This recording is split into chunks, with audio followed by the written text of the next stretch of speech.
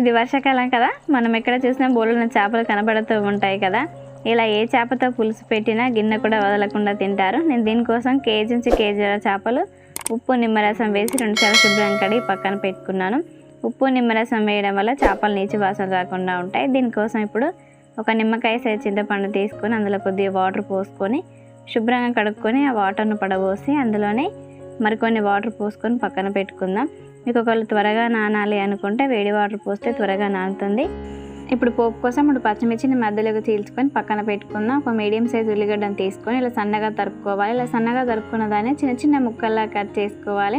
ఇలా చిన్న చిన్న ముక్కల్లా కట్ చేసుకోవడం వల్ల మనం వేయింపుకునేటప్పుడు ఉల్లిగడ్డ త్వరగా వేగుతుంది. ఇప్పుడు మనం దీనికోసం మసాలాలు తయారు చేసుకుందాం. ఒక బాండీ పెట్టుకొని 1 స్పూన్ జీలకర్ర, 1 స్పూన్ మెంతులు వేసుకొని కలుపుకోవాలి. వీటిని కంటిన్యూగా కలుపుతూనే ఉండాలి. ఇలా దూరగా వేగిన తర్వాత వీటిని చల్లార్చుకొని మిక్సీ పట్టుకుందాం. చూడండి, ఇలా మెత్తని పౌడర్ లాగా అవ్వాలి. ఇప్పుడు దీన్ని ఒక బౌల్లో వేసుకొని పక్కన పెట్టుకుందాం. ఒక 2 మీడియం సైజ్ ఉల్లిగడ్డను తీసుకొని ఇలా నేను పొయ్యిలో కాల్చుకుంటాను. మీరు ఒకవేళ గ్యాస్ మీద చేసేవాళ్ళు గ్యాస్ మీద కాల్చుకోండి. నల్లదంతా తీసేయాలి, లేకుండా చేదు వస్తుంది. దీన్ని ఇలా తీసేసిన తర్వాత కొద్దిగా వాటర్ పోసుకొని శుభ్రంగా కడుక్కొని చిన్న చిన్న ముక్కల్లా కట్ చేసుకోవాలి. ఇలా చిన్న చిన్న ముక్కల్లా కట్ చేసుకోవడం వల్ల మిక్సీకి వేసుకునేటప్పుడు త్వరగా పడుతుంది. అదే మిక్సీ బౌల్లో ఈ ముక్కలన్నిటిని వేసుకొని మెత్తని పేస్ట్ లాగా చేసుకోవాలి. ఇలా ఉండాలి. దీన్ని ఇప్పుడు పక్కన పెట్టేసుకుందాం.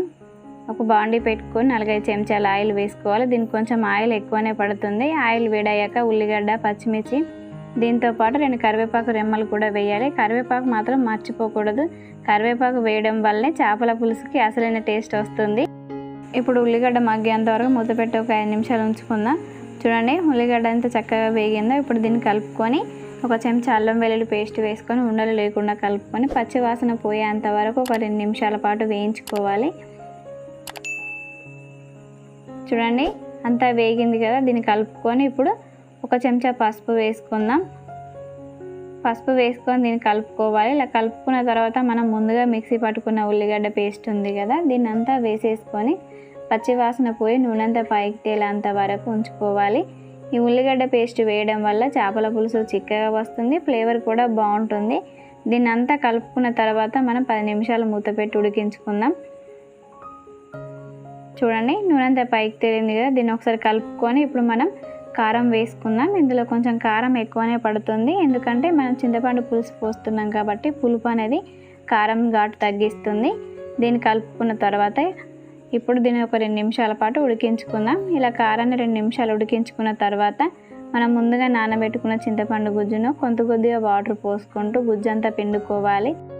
మీకు ఒకవేళ పులుపు పడదు అనుకునే వాళ్ళు దీని ప్లేస్లో టమాటా వేసుకొని దీన్ని అంతా ఒకసారి కలుపుకొని ఇప్పుడు ఇందులో తగినన్ని వాటర్ పోసుకోవాలి. చేపల పులుసు కదా, కొంచెం పులుసు ఎక్కువనే ఉండాలి కాబట్టి నేను కొద్దిగా వాటర్ ఎక్కువనే పోస్తున్నాను. దీన్ని మరోసారి కలుపుకొని మూత పెట్టి 10 నిమిషాల పాటు మరిగించుకుందాం. ఇలా పులుసు మరుగుతూ ఉన్నప్పుడు 1 స్పూన్ ధనియా పొడి, చిటికెడు గరం మసాలా, ముందుగా మిక్సీ పట్టుకున్న పౌడర్లు, తగినంత ఉప్పు వేసేసుకొని కలుపుకోవాలి. దీన్ని మరొక 5 నిమిషాల పాటు మరిగించుకుందాం. ఈ పులుసు మరుగుతూ ఉన్నప్పుడు పొడులన్నీ మంచి వాసన రావాలి, అంతవరకు ఉంచుకోవాలి. ఈ పులుసు మరీ చిక్కగా ఉండకూడదు, పలచగా ఉండకూడదు, ఇలా మీడియంలో ఉండాలి. ఇప్పుడు మనం ముందుగా కడిగి పెట్టుకున్న చేప ముక్కలు అన్నిటినీ ఒక్కొక్కటిగా వేసుకుందాం.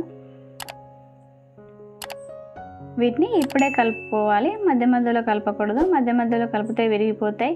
చేప ముక్కలు కేవలం 10 నిమిషాల్లో ఉడుకుతాయి. ఇప్పుడు దీన్ని మూత పెట్టి ఉడికించుకుందాం.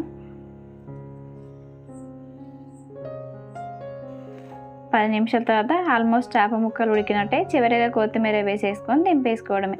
చేపల పులుసు వేడి మీద కంటే చల్లారితే ఇంకా బాగుంటుంది. మరుసటి అయితే అసలు టేస్ట్ ఇంకా సూపర్గా ఉంటుంది. Thank you for watching. Please subscribe.